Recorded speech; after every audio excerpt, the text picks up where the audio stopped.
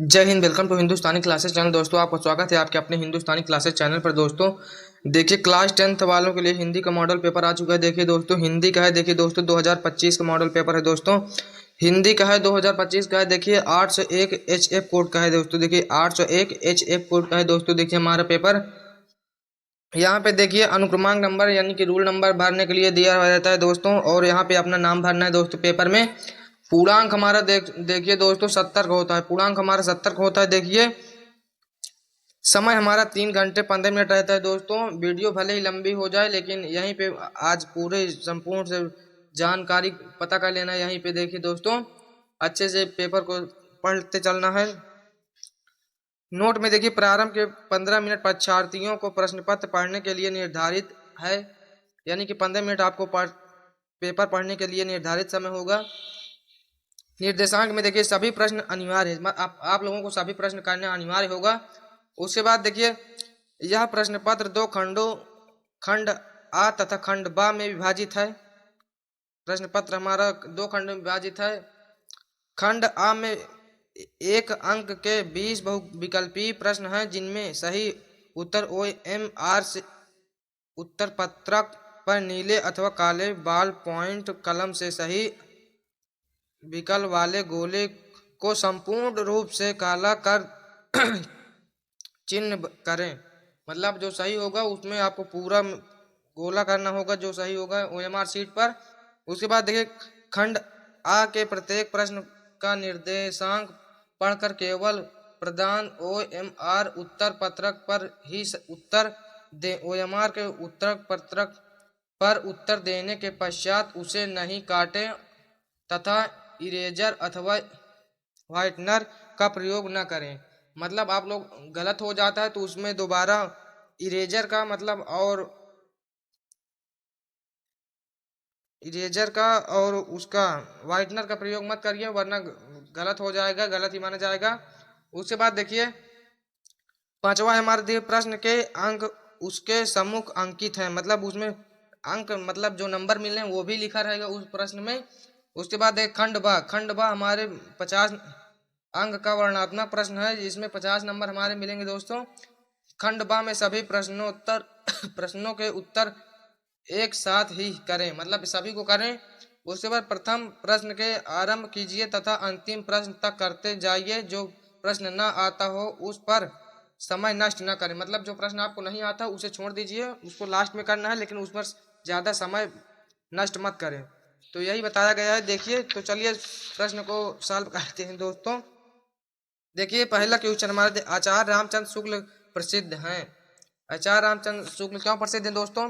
कहानी लेखक के लिए, या फिर उपन्यास लेखक के लिए, या फिर आलोचना साहित्य के लिए, या फिर नाटक लेखन के लिए। तो आचार्य रामचंद्र शुक्ल जो हमारे प्रसिद्ध हैं दोस्तों, वो इसके आलोचना साहित्य के लिए। किसके लिए? आलोचना साहित्य के लिए। तो हमारा ये सही हो जाएगा। देखिए इसके लिए प्रसिद्ध है। उसके बाद अगला दोस्तों देखिए, गोदान उपन्यास के लेखक हैं। गोदान उपन्यास के लेखक कौन है दोस्तों? यशपाल, या फिर प्रेमचंद, या फिर मोहन राकेश, या फिर धर्मवीर भारती।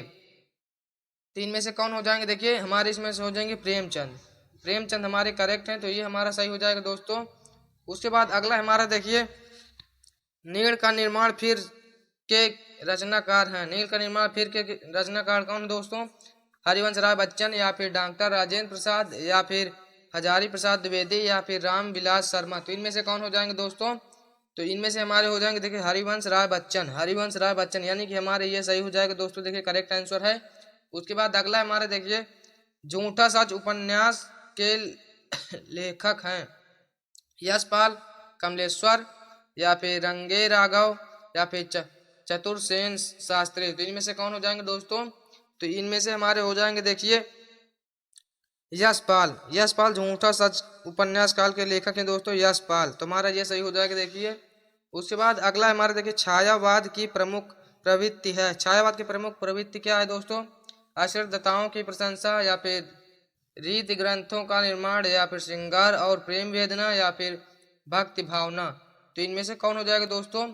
मैं इसको प्रश्न को नहीं मिला है, मैं बहुत ढूंढने की कोशिश किया हूँ। आप लोग भी इसे ढूंढ कर कमेंट करिए। देखिए ये प्रश्न अच्छे से नोट कर लीजिए। आप लोग इसे गूगल से या फिर किताब से कहीं से भी ढूंढ कर पता कर लेना और उसके बाद मुझे भी कमेंट करके बता देना दोस्तों। अगला है हमारा देखिए, कलम का सिपाही जीवनी है। कलम का सिपाही जीवनी किसकी है दोस्तों? जयशंकर प्रसाद की, या फिर प्रेमचंद की, या फिर मोहन राकेश की, या फिर आचार्य रामचंद्र शुक्ल की। तो इसमें से किसकी हो जाएगी देखिए दोस्तों। तो ये कलम का सिपाही किसकी जीवनी है दोस्तों? तो ये हमारी प्रेमचंद जी की है। किसकी? प्रेमचंद की। तुम्हारा तो ये सही हो जाएगा दोस्तों। देखिए उसके बाद अगला क्वेश्चन हमारा देखिए, घनानंद किस काव्य धारा के कवि हैं? घनानंद किस काव्य धारा के कवि हैं दोस्तों? रीतिबद्ध, या फिर रीति सिद्ध, या फिर रीति मुक्त, या फिर आधुनिक काल के। तो किसके कवि हैं दोस्तों? तो इसमें हमारा हो जाएगा देखिए रीतिबद्ध। रीतिबद्ध, घनानंद रीतिबद्ध के कवि हैं। तो इनको याद रखना अच्छे से। तो उसके बाद अगला क्वेश्चन हमारा देखिए दोस्तों, अगला क्वेश्चन हमारा देखिए, हंस पत्रिका के संपादक हैं। हंस पत्रिका के संपादक कौन है दोस्तों? मोहन राकेश, या फिर प्रेमचंद, या फिर धर्मवीर भारती, या फिर गुलाब राय। तो इनमें से कौन हो जाएंगे दोस्तों? देखिए यहाँ पे, तो इसमें से हो जाएंगे हमारे प्रेमचंद। हमारे प्रेमचंद हंस पत्रिका के संपादक है दोस्तों। तो ये हमारा सही हो जाएगा देखिए। उसके बाद अगला हमारा देखिए, जहाज का पंचीकृत की विधा है। जहाज के पंछी किस विधा की रचना है दोस्तों? नाटक है, या फिर कहानी है, या फिर उपन्यास है, या फिर निबंध संग्रह है। तो इसमें से कौन हो जाएगा दोस्तों? देखिए तो इसमें से हमारा हो जाएगा देखिए उपन्यास। उपन्यास है, क्या है? जहाज की पंछी हमारे उपन्यास है। तुम्हारा ये सही हो जाएगा दोस्तों। उसके बाद अगला क्वेश्चन हमारा है दोस्तों, देखिए तार सप्तक का प्रकाशन वर्ष। तार सप्तक का प्रकाशन वर्ष क्या है दोस्तों? 1942, या फिर 1953, या फिर 1943, या फिर 1940। तो इसमें से क्या हो जाएगा दोस्तों? देखिए यहाँ पे, तो इसमें से हमारा हो जाएगा देखिए 1943। 1943 हमारा करेक्ट आंसर दोस्तों। ये 2023 में आया था ये वाला प्रश्न, आप लोगों को इसको अच्छे से याद रखना है। देखिए उसके बाद अगला क्वेश्चन हमारा निर्वेद स्थायी भाव है। किसका निर्वेद स्थायी भाव दोस्तों? हास्य का रस का, या फिर करुण रस का, या फिर शांत रस का, या फिर अद्भुत रस का। तो इसमें से कौन सा रस का है दोस्तों? देखिए निर्वेद स्थायी भाव और शांत रस का। किसके? शांत रस का। तो यानी कि हमारा ये सही हो जाएगा, सी नंबर आंसर। उसके बाद अगला क्वेश्चन हमारा दोस्तों देखिए यहाँ पे, पीपर पात सरिस मंडोला में अलंकार है। पीपर पात सरिस मंडोला में कौन सा अलंकार है दोस्तों? हमारा यहाँ पे देखिए श्लेष अलंकार है, कि उपमा अलंकार है, या फिर उत्प्रेक्षा अलंकार है, या फिर रूपक अलंकार है। तो इसमें से कौन सा अलंकार है दोस्तों? देखिए यहाँ पे पीपर पात सरिस मंडोला। पीपर पात सरिस मंडोला में हमारा उपमा अलंकार है। कौन सा अलंकार है? उपमा अलंकार। तो हमारा ये करेक्ट आंसर हो जाएगा दोस्तों यहाँ पे देखिए। उसके बाद अगला क्वेश्चन हमारा देखिए, रोला छंद में कुल चरण होते हैं। रोला छंद में कुल कितने चरण होते हैं दोस्तों? 2 या 4 या 3 या 5। तो कितने चरण होते हैं? रोला छंद में हमेशा 4 चरण होते हैं। कितने चरण? 4 चरण होते हैं रोला छंद में। तो अच्छे से याद रखना, ये हर बार आता है ये वाला क्वेश्चन। उसके बाद अगला है आगमन। आगमन में किस उपसर्ग का प्रयोग हुआ है? आगमन में किस उपसर्ग का प्रयोग हुआ है दोस्तों? वी, या फिर अक, या फिर मान, या फिर आ। तो किसका हुआ है दोस्तों? किस उपसर्ग का प्रयोग हुआ है इसमें दोस्तों? देखिए यहाँ पे, तो इसमें हुआ था आ है, आ का। हमारा कितना है? आ का। ये हमारा है देखिए डी नंबर आंसर करेक्ट है दोस्तों। तो अगला हमारा देखिए दोस्तों, भलाई में प्रत्यय है। भलाई में प्रत्यय क्या है दोस्तों? भला, या फिर ई, या फिर आई, या फिर इनमें से कोई नहीं। तो भलाई में प्रत्यय क्या हो जाएगा दोस्तों हमारा इसमें? देखिए तो हमारा ई होगा। क्या होगा? ई। भलाई, ई हमारा होगा दोस्तों। तो ये हमारा करेक्ट आंसर हो जाएगा देखिए। उसके बाद अगला हमारे देखिए, नीलांबर में कौन सा समास है? नीलांबर में कौन सा समास है दोस्तों? यहाँ पे देखिए द्वंद्व समास, या फिर द्विगु समास, या फिर कर्मधारय, या फिर बहुब्रीहि। तो इसमें से कौन सा समास हो जाएगा? देखिए दोस्तों नीलांबर में हमारा कर्मधारय हो जाएगा। कौन सा समास? कर्मधारय। तो हमारा ये सही हो जाएगा देखिए दोस्तों। उसके बाद अगला हमारा देखिए, आम का तत्सम है। आम का तत्सम क्या हो जाएगा दोस्तों? हमारा देखिए आम्ब हो जाएगा, कि आम्र होगा, कि अम्ब होगा, या फिर अम होगा। तो क्या हो जाएगा दोस्तों? तो आम का तत्सम रूप हमारा आम्र होगा। क्या होगा? आम्र। तुम्हारा ये करेक्ट आंसर है दोस्तों। देखिए इसको अच्छे से याद रखना है आपको, 2020 में आया हुआ प्रश्न है ये वाला। उसके बाद अगला क्वेश्चन हमारा देखिए, कृतवाच में प्रधानता होती है। कृतवाच में किसकी प्रधानता होती है? कर्ता की, या फिर कर्म की, या फिर भाव की, या फिर इनमें से कोई नहीं। तो किसकी प्रधानता होती है दोस्तों? देखिए यहाँ पे, तो कृतवाच में हमारी कर्ता की प्रधानता होती है। किसकी? कर्ता की प्रधानता होती है। तो हमारा ये सही हो जाएगा। देखिए ए नंबर क्वेश्चन आंसर हमारा सही है। देखिए उसके बाद अगला क्वेश्चन हमारा देखिए ताव्य शब्द में वचन और विभक्ति। ताव्य शब्द में वचन और विभक्ति क्या हो जाएगा। देखिए षष्ठी विभक्ति एक वचन, सप्तमी विभक्ति द्विवचन, षष्ठी विभक्ति बहुवचन या फिर चतुर्थी विभक्ति बहुवचन। तो इसमें से हमारा हो जाएगा देखिए षष्ठी विभक्ति बहुवचन। हमारा ये करेक्ट आंसर हो जाएगा दोस्तों। देखिए यहाँ पे तो ये हमारा सही आंसर है। उसके बाद अगला हमारा देखिए निम्नलिखित में सर्वनाम है। काला सर्वनाम है कि घोड़ा सर्वनाम है या फिर वह है या फिर लड़का है। तो इसमें से कौन हो जाएगा। देखिए हमारा जो संज्ञा के स्थान पर जो हमारा लगता है प्रयोग किया जाता है वह हमारा सर्वनाम होता है। ये तो सबको पता है। तो हमारा संज्ञा के नाम पर क्या है। तुम्हारा ये है ना, बाकी सब तो वही है। तुम्हारा ये सर्वनाम हमारा वह है। तो ये हमारा सही हो जाएगा। देखिए उसके बाद अगला क्वेश्चन हमारा देखिए दोस्तों, अगला क्वेश्चन हमारा देखिए खंडवा। खंडवा वर्णात्मक प्रश्न, ये हमारा 50 नंबर का होता है। कितने नंबर का। 50 नंबर का होता है दोस्तों ये। देखिए तो चलिए इसको सॉल्व करते हैं। देखिए पहला क्वेश्चन हमारा जो है देखिए दोस्तों ये 6 नंबर का। कितने नंबर का। 6 नंबर का हमारा पहला क्वेश्चन है दोस्तों। चलिए सॉल्व करते हैं इसको। बुद्ध के इस जन्म की घटनाएं तो इन चित्रित कथाओं में है कि उनके पिछले जन्मों की कथाओं का भी इनमें चित्रण हुआ है। पिछले जन्म की ये कथाएं जातक कहलाती हैं। उनकी संख्या 555 है और इनका संग्रह जातक नाम से प्रसिद्ध है। इनका संग्रह जातक नाम से प्रसिद्ध है। जिनका बौद्धों से बड़ा मान है, जिनका बौद्धों से बड़ा मान है। इन्हीं जातक कथाओं में अनेक अजंता के चित्रों में विस्तार के साथ लिख दी गई है। इन पिछले जन्मों में बुद्ध ने गज, कपि, मृग आदि के रूप में विविध योनियों में जन्म लिया था और संसार के कल्याण के लिए दया और त्याग का आदर्श स्थापित करते वे बलिदान हो गए थे। दोस्तों देखिए तो ये किस पार्ट का है दोस्तों। देखिए यहाँ पे तो हमारा ये देखिए यहाँ पे मिल गया है दोस्तों। देखिए अजंता, अजंता चैप्टर का है ना दोस्तों। देखिए यहाँ पे देखिए साफ साफ लिखा गया है पार्ट का नाम अजंता, अजंता लिखा गया है दोस्तों। तो ये मिल गया हमारा किस पार्ट का है। तो इसमें देखिए प्रश्न हमारा क्या क्या पूछा है दोस्तों। प्रश्न हमारा पूछा देखिए उपर्युक्त गद्यांश का संदर्भ लिखिए। गद्यांश का संदर्भ लिखेंगे तो हमारा ये 2 नंबर का आता है दोस्तों। देखिए यहाँ पे 2 नंबर की आता है। तो आपको संदर्भ लिख देना है। संदर्भ आपको कैसे लिखना है। देखिए अजंता चैप्टर का नाम मिल गया है। तो अजंता चैप्टर के लेखक कौन है दोस्तों। भगवत शरण उपाध्याय जी हैं। तो हमारे ये हो जाएंगे। तो आपको संदर्भ कैसे लिखना है। प्रस्तुत गद्यांश हमारी पाठ्य पुस्तक हिंदी में संकलित अजंता नामक पाठ से लिया गया है, जिसके लेखक भगवत शरण उपाध्याय जी हैं। तो हमारे ऐसे लिख देना है। आपको ऐसे लिख देना है संदर्भ। 2 नंबर आपको यहाँ से फिक्स हो जाता है दोस्तों। उसके बाद देखिए रेखांकित अंश की व्याख्या करना है। रेखांकित अंश की व्याख्या करना है दोस्तों। इसी में से आपको पढ़कर ये पैराग्राफ से यहाँ तक पढ़कर दोस्तों इसी में से आपको उत्तर ढूंढकर लिख देना है। अपनी भाषा में बदल कर लिख देना है। 2 नंबर आपको यहाँ से फिक्स हो जाएगा।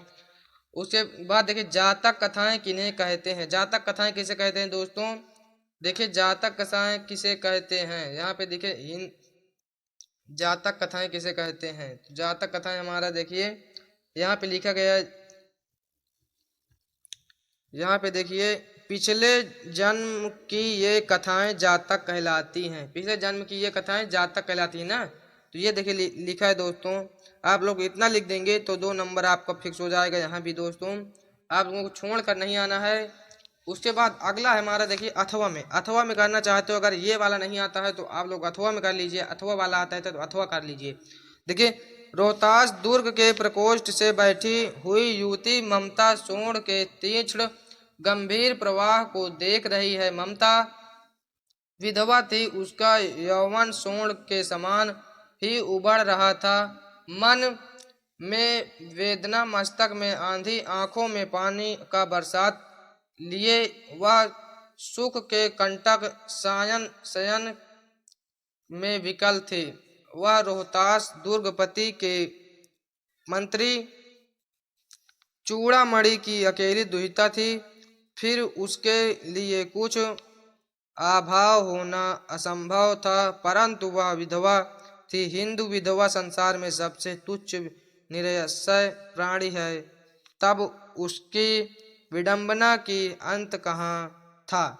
तो ये हमारा पैराग्राफ है दोस्तों। देखिए दूसरा ये पैराग्राफ है। इसमें देखिए क्या क्या है।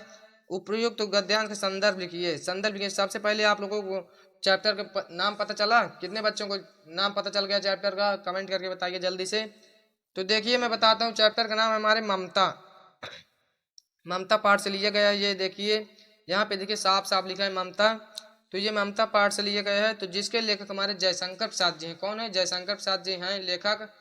तो देखिए संदर्भ आपको लिख देना है, 2 नंबर यहाँ से मिल जाएगा। संदर्भ आपको उसी प्रकार लिखना है। प्रस्तुत गद्यांश हमारी पाठ्य पुस्तक हिंदी में संकलित ममता नामक पाठ से लिया गया है, जिसके लेखक हमारे जयशंकर प्रसाद जी हैं। तो ऐसे आप लोगों को लिख देना है। आपको 2 नंबर यहाँ से फिक्स हो जाएगा। उसके बाद अगला है देखिए रेखांकित अंश की व्याख्या कीजिए। रेखांकित अंश की व्याख्या कर देना है आपको। इसी में से पढ़कर 2 नंबर आपका यहाँ से फिक्स हो जाएगा दोस्तों।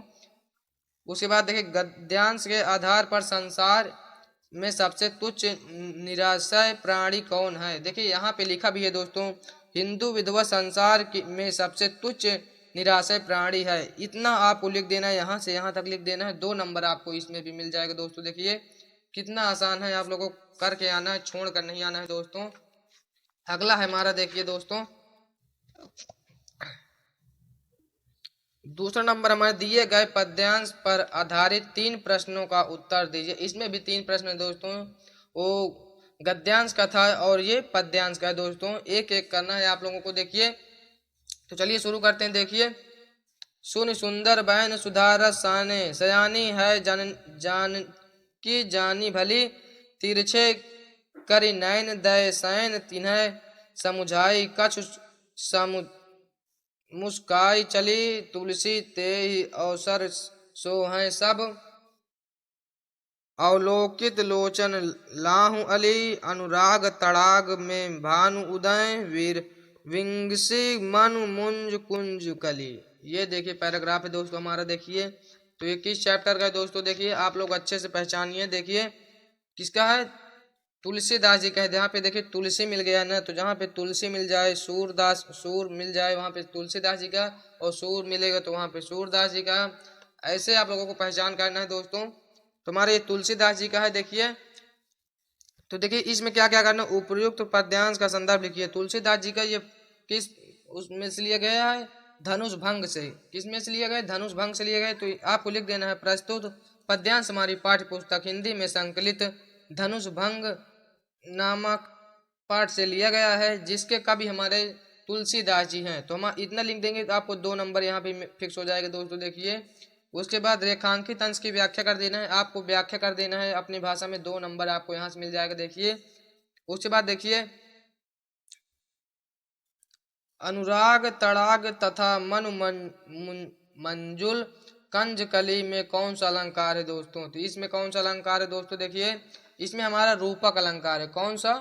रूपक अलंकार है। तो हमारा ये देखिए आप लोग इसको अच्छे से याद करिए। देखिए इतना लिखना है, सिर्फ रूपक अलंकार लिखना है आप लोगों को। देखिए 2 नंबर आपको मुफ्त मिल जाएंगे दोस्तों। उसके बाद अथवा में करना चाहते हैं तो देखिए अथवा में कर लीजिए दोस्तों। अथवा में करना चाहते हैं तो अथवा में कर लीजिए आप लोग।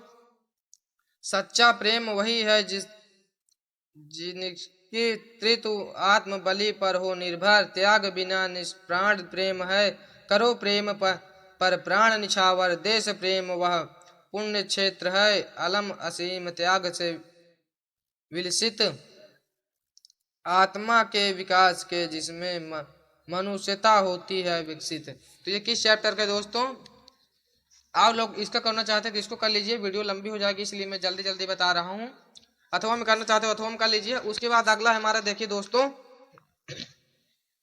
उसके बाद अगला क्वेश्चन हमारे देखिए निम्नलिखित संस्कृत गद्यांश में से किसी एक का संदर्भ सहित हिंदी में अनुवाद कीजिए। किसी एक का हिंदी में अनुवाद करना है दोस्तों। देखिए यहाँ पे वाराणस्य प्राचीन काले गेहे गेहे विद्याधर दिव्यांग ज्योति गुगेति। किस चैप्टर का दोस्तों? वाराणसी। वाराणसी देखिए साफ साफ मिल गए। तो आप लोगों को इतना इसका संदर्भ लिख देना। वाराणसी पाठ का है। और उसके बाद इसका अर्थ लिख देना है अपनी भाषा में, बना कर लिखना है आपको। उसके बाद अथवा में करना चाहते हैं तो अथवा में कर लीजिए दोस्तों। देखिए अथवा में करना चाहते हैं तो अथवा में कर लीजिए। देखिए उसके बाद अगला हमारा देखिए दिए गए संस्कृत पद्यांश में से किसी एक का संदर्भ सहित हिंदी में अनुवाद कीजिए। हिंदी में अनुवाद कीजिए। ये आता है हमारा देखिए 5 नंबर का दोस्तों। कितने नंबर का? 5 नंबर का आता है दोस्तों। देखिए बहुत ही बड़ा नंबर है 5 नंबर हमारा। बंधनम मरणम वापि जयो वापि पराजया उभयत्र समो वीर वीर भावो ही वीरता। इसका आपको अर्थ लिख देना है, बस अर्थ लिख देना है। मैं कहता हूँ अर्थ लिख दोगे आपको 5 नंबर मिलेगा और 2 नंबर आपको संदर्भ लिख देना है के मिल जाएगा दोस्तों, और 3 नंबर हमारा मिलेगा इसका अर्थ लिखने का। टोटल हमारा 5 नंबर मिलेगा। देखिए अथवा में करना चाहते तो अथवा में कर लीजिए। देखिए इसको करना चाहते तो अथवा वाला, तो अथवा वाला कर लीजिए। देखिए उसके बाद अगला क्वेश्चन हमारा दोस्तों देखिए यहाँ पे, अपनी पठित खंड काव्य के आधार पर निम्नलिखित प्रश्नों में से किसी एक प्रश्न का उत्तर दीजिए। खंड काव्य जो दोस्तों होता है, आपको अपने टीचर से पूछ लेना है आपके स्टेट से, आपके जिले से कौन सा लगता है। हमारे यहाँ से देखिए तो अग्र पूजा लगता है, यानी कि ये वाला लगता है दोस्तों हमारे यहाँ से। ये हमारा अग्र पूजा लगता है। आपको अपने स्टेट से पूछ कर तैयार कर लेना है। ये हमारा 3 नंबर का आता है दोस्तों। यहाँ पे देखिए ये हमारा 3 नंबर का आता है। आप लोगों को तैयार कर लेना है इसको भी। तो आगे चलिए देखते हैं अपना अगला हमारा। देखिए दिए गए लेखकों में से किसी एक लेखक का जीवन परिचय लिखते हुए उनकी एक प्रमुख रचना लिखिए। तो दोस्तों देखिए यहाँ पे प्रिंटिंग करते समय कट गया था, नहीं छपा हुआ था, इसलिए मैंने अपने से लिख दिया जो इम्पोर्टेंट है। आप लोगों को इसी के तैयार कर लें। जयशंकर प्रसाद जी का, डॉक्टर राजेंद्र प्रसाद का, या फिर रामधारी सिंह दिनकर का। तो इनमें से आपको तैयार कर लेना, 2 तैयार कर लेना, जयशंकर प्रसाद का, राजेंद्र प्रसाद का। एक 100% आ जाना है दोस्तों। उसके बाद देखिए अगला चलिए देखते हैं दोस्तों, निम्नलिखित कवियों में से किसी एक कवि का जीवन परिचय देते हुए उनकी एक प्रमुख रचना का उल्लेख कीजिए। महाकवि सूरदास जी का, सुमित्रानंदन पंत जी का, या फिर बिहारी लाल का। तो इसमें से एक तैयार कर लेना है दोस्तों। सूरदास जी का और सुमित्रानंदन पंत का तैयार कर लीजिए। ये दोनों हर बार आते हैं बोर्ड एग्जाम परीक्षा में, तो 100% यही फंसे गए। उसके बाद अगला हमारा देखिए, अपनी पाठ्य पुस्तक में कटस्थ कोई एक श्लोक लिखिए जो इस प्रश्न पत्र में न आया हो। आपको एक श्लोक लिखना है। ये हमें मिलता है 2 नंबर। कितने नंबर का? 2 नंबर मिलता है। तो आपको एक श्लोक याद करके लिख देना है, कोई भी श्लोक अपने पाठ्य पुस्तक से। और आसान वाला याद करना चाहते हैं तो डिस्क्रिप्शन में लिंक है, उसमें जाकर देख सकते हो। और हाँ, जीवन परिचय मैं जितने लोगों को बताया हूँ, जीवन परिचय देखना है आपको आसान भाषा में तो डिस्क्रिप्शन में लिंक है, आप वहाँ जाकर देख सकते हैं। उसके बाद अगला हमारा देखिए दोस्तों, निम्नलिखित में से किन्हीं 2 प्रश्नों के उत्तर संस्कृत में दीजिए। संस्कृत में उत्तर लिखना है दोस्तों। देखिए यहाँ पे 4 दिए रहेंगे, 2 आपको करना है। जिनको करना है आप लोग कर सकते हैं। देखिए उसके बाद आ जाता है हमारा, देखिए निम्नलिखित विषयों में से किसी एक विषय पर निबंध लिखिए। किसी एक विषय पर आपको निबंध लिखना है दोस्तों। पर्यावरण संरक्षण के उपाय पर, या फिर साहित्य और समाज पर, या फिर मेरी प्रिय पुस्तक पर, या फिर नारी शक्तिकरण पर, या फिर विज्ञान के उपयोगिता। इसमें किसी एक पर तैयार, मैं कहता हूँ पर्यावरण संरक्षण पर तैयार कर लीजिए और नारी शक्तिकरण पर। ये दोनों को तैयार कर, हर बार यही आता है तो इस बार भी आने का संभावना है। और हाँ, इसको आपको लिखना जरूर है क्योंकि हमारा 7 नंबर का आता है, बहुत ही बड़ा नंबर है, 7 नंबर का आता है। तो आप लोगों को तैयार कर लेना है। अगर आप लोगों को नहीं तैयार कर पाते तो मुझे कमेंट करके बताइए, मैं आप लोगों को बहुत आसान भाषा में तैयार करवाऊंगा। तो जय हिंद, मिलते हैं नेक्स्ट वीडियो में दोस्तों। और हाँ, अपने दोस्तों के बाद भी वीडियो शेयर कर दीजिए और इस वीडियो से 100 लाइक 100 सब्सक्राइबर करवा दीजिए दोस्तों। तो मिलते हैं नेक्स्ट वीडियो में। जय हिंद, जय भारत।